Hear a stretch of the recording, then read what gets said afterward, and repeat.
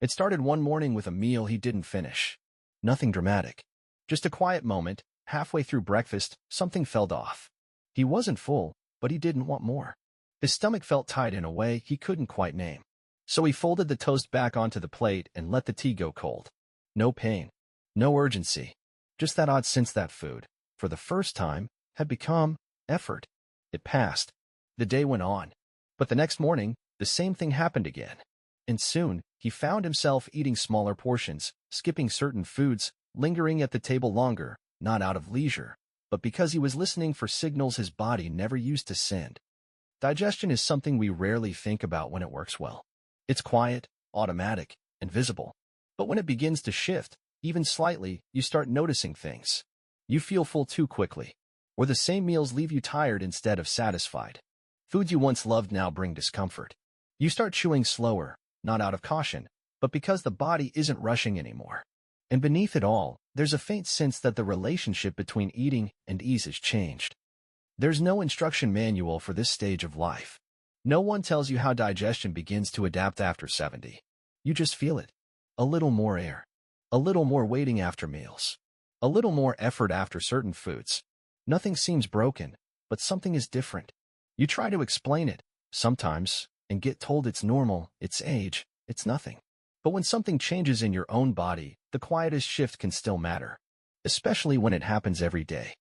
You may not be in pain, but you may be adjusting your meals without meaning to, choosing soft over raw, warm over cold, eating earlier in the evening, avoiding seconds not because of appetite, but because of how you expect to feel after. And maybe you've started to notice how your body wants different things now, not out of preference, but out of adaptation. This isn't about picky eating. It's about the quiet knowledge that digestion has changed, and you're adjusting without even realizing it. This video is for that quiet shift.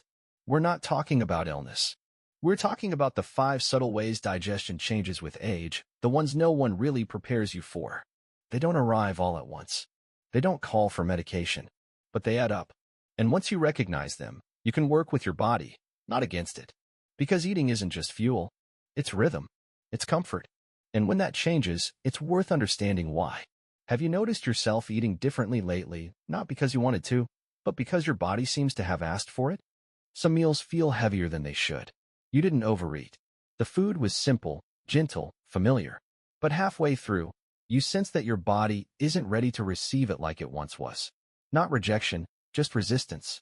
A slow burn that starts in the upper stomach. Or a pressure that rises when you bend to pick something up later. You're not ill. But something has shifted in how your body welcomes food. Many older adults assume this must be excess acid. The sensation feels acidic, after all.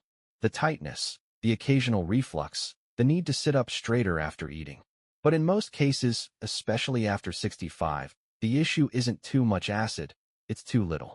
As the stomach ages, it often produces less hydrochloric acid, the essential element that breaks down protein, signals digestion to begin, and keeps food moving efficiently.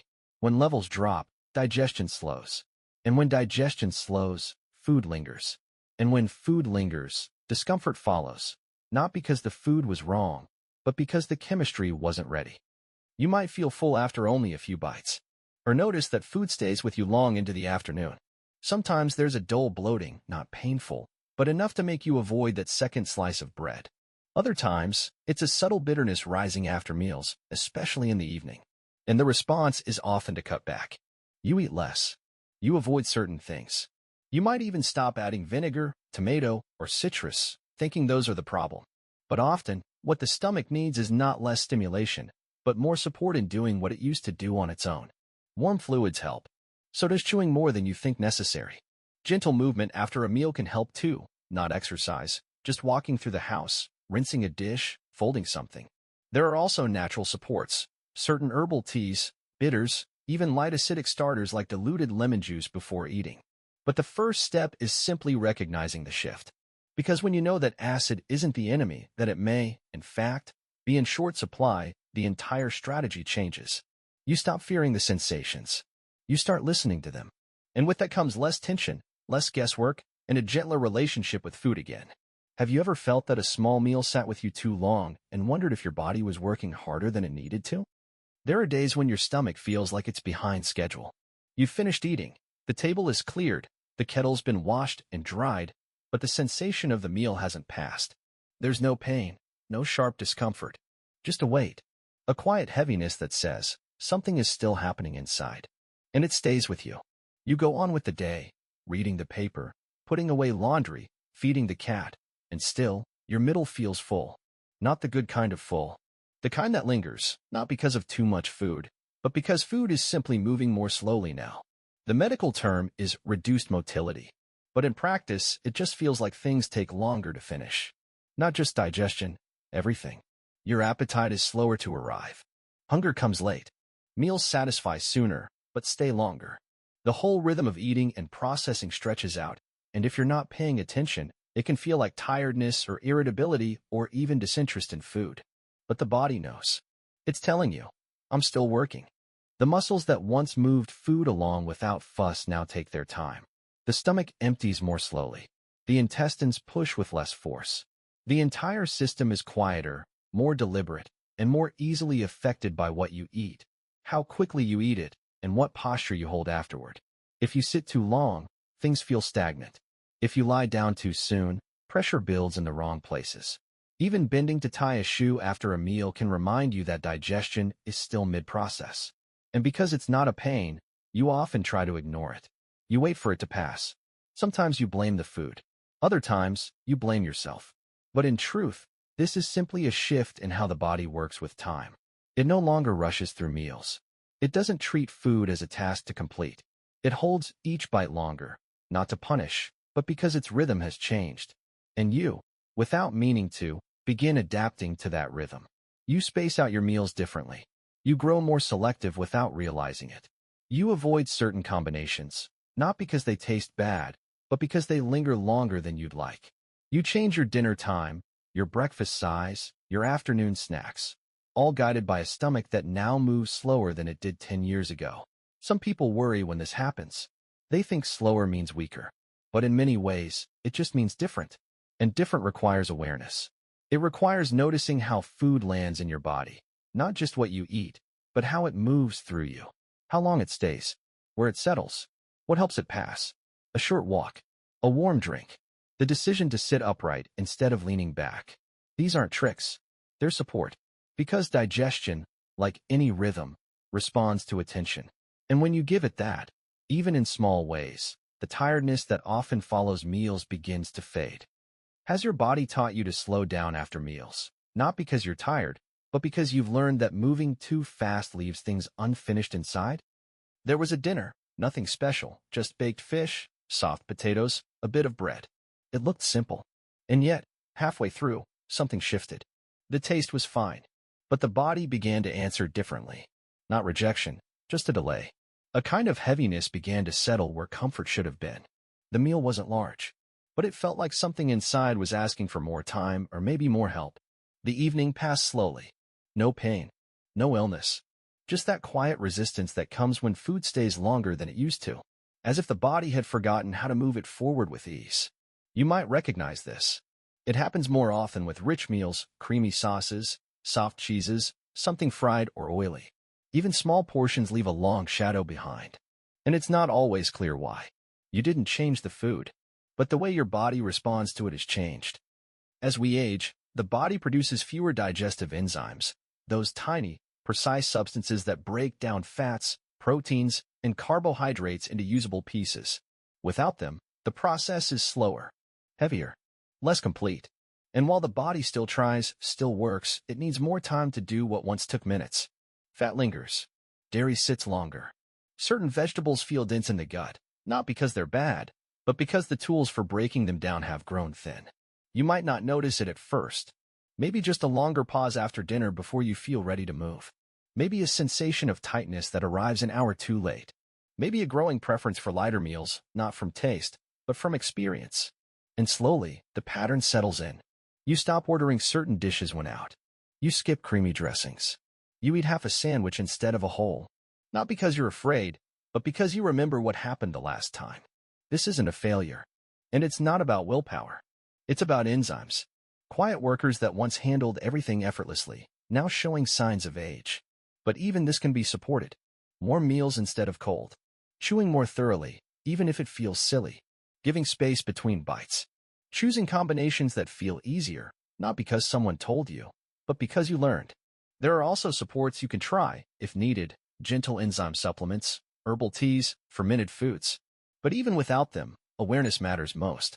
Because when you understand that your body isn't rejecting food, it's just asking for help digesting it. You stop blaming yourself for how you feel after meals. And you stop fearing fullness. You start building around comfort again. Have you found yourself eating differently, not from appetite or advice, but from how certain foods have begun to linger? You've kept your meals simple. Oatmeal in the morning. Steamed vegetables for dinner. A piece of fruit in the afternoon. Nothing you'd call unhealthy. You've eaten this way for years. But lately, something's different. You feel more tired by noon. Your skin feels drier, even though you're drinking water. There's a new kind of dullness in the limbs, not painful, just distant, like the body's trying to say something it hasn't found the words for. And maybe you've wondered if it's sleep, or the weather, or just age catching up. But sometimes, it's something quieter. Not about what you eat, but what your body actually receives. As we grow older, the gut doesn't absorb nutrients as efficiently as it once did. The lining thins. The time food spends in each part of the digestive tract changes.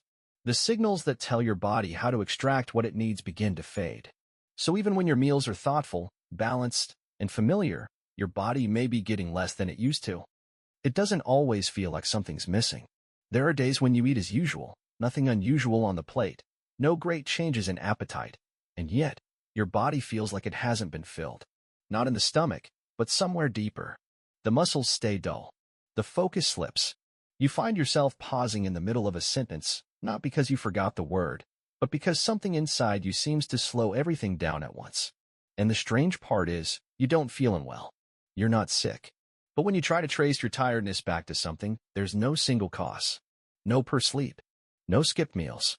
Just this quiet depletion that gathers even after ordinary days. Sometimes it's not about the food that's on your plate, but how much of it your body can truly use. Not every nutrient is absorbed the same way it once was. Some slip past, unnoticed. Others arrive too late to make a difference. And over time, that adds up, not in dramatic ways, but in small moments that steal from your energy. It can take years before you connect the dots. Longer still to understand that this isn't about eating better. It's about absorbing what you've already taken in. And when that shift becomes clear, your attention changes too. You begin to notice what meals stay with you for the right reasons, and which ones don't. You find yourself reaching for certain foods without thinking, just because your body has remembered what felt good.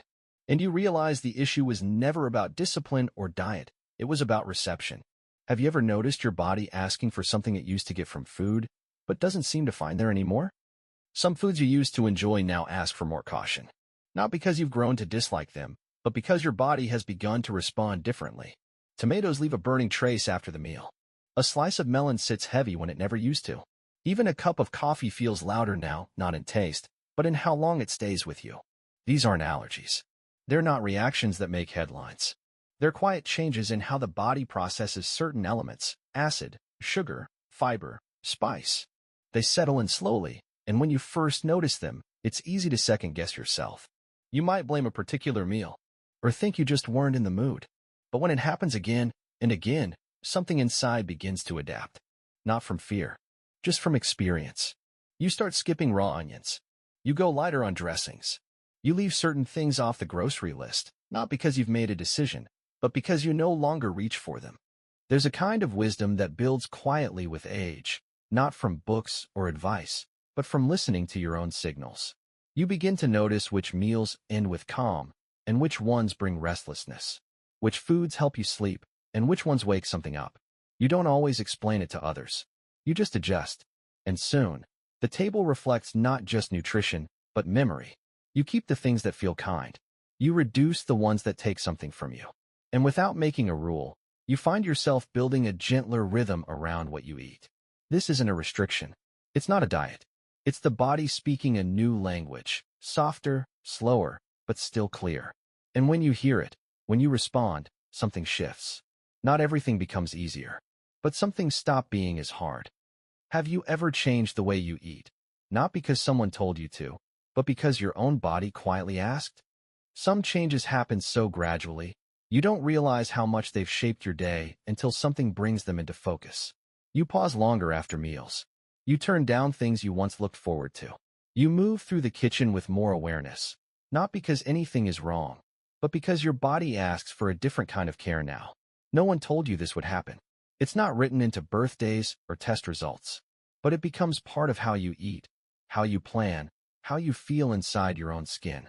And the more familiar these patterns become, the easier it is to forget that they started as signals, not symptoms, just your body adjusting to what time has changed. There's a kind of steadiness that comes from knowing. When you understand what's different, it stops feeling like something to hide or push through. You stop fighting your own rhythms, and something inside you settles. Maybe it's not about fixing. Maybe it's about recognizing what's already true and living from there with a little more ease. If you found something in this episode that sounded like your experience, I'd be glad to have you subscribe. This space is for conversations that move quietly, but mean something real. And thank you for listening all the way to the end.